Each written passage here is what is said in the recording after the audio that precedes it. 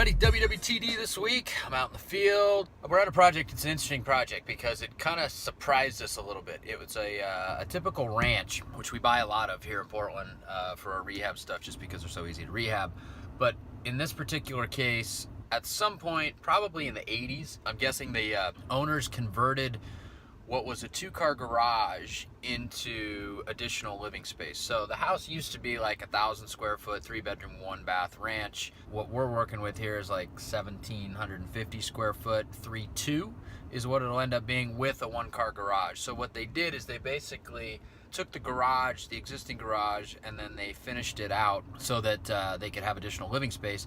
But in doing so, half of the house essentially, or 750 square feet of the house, is on slab foundation. So for those of you that don't know what that is, basically building off slab is you pour a concrete slab and you basically frame your walls and everything right up off of that slab, as opposed to pouring an actual perimeter foundation that may have some stem walls and some pier pads and things like that, but you basically frame off of the perimeter foundation as opposed to just the slab. So pluses and minuses, right? Minus is we're doing rehab on this project, which is now half slab foundation, half perimeter foundation, and with that we have to basically run piping through the slab to get to the perimeter foundation side, because we've got washer dryer in the garage, and then we've got the drain actually runs under the house, under the perimeter foundation part of the house, and we've got bathrooms and everything on the right side of the house where the perimeter foundation is not the slab. So basically we've got to run some supply lines and some drain lines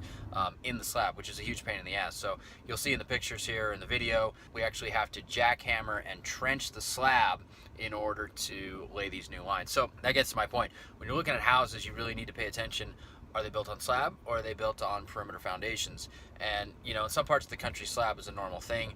I don't know who the hell started building on slab. I think it's a terrible idea, because if you ever have to do a remodel, or if you have any settling, it becomes a much more expensive ordeal to fix. But if you ever have to do a remodel, you got to put in new plumbing, or you need to fix existing plumbing that's already been laid within the slab, it becomes a huge issue. You can see in the dumpster footage right here, that's all the stuff that had to be pulled out just from jackhammering up that little bit of slab and pulling out the dirt that's there so that we can lay new plumbing lines. So really pay attention to that when you guys are looking at houses. Pay attention to the fact whether it's on slab or whether it's on some sort of a normal perimeter foundation, concrete foundation, not just like cinder block or something like that. That's a whole different story and a different problem that you'll have to deal with. But the rehab process is substantially different depending on whether or not you're dealing with a home that has slab foundation or your typical perimeter concrete foundation. So anyway, make sure to pay attention to that. This was a surprise for us because we looked at the house and we originally didn't think that any of it was on slab, just because of the way it was set up. It seemed like your typical ranch that had a 1-car garage, but after we investigated a little more, we realized that they converted the old 2-car garage and then added a 1-car garage to the left of that at one point.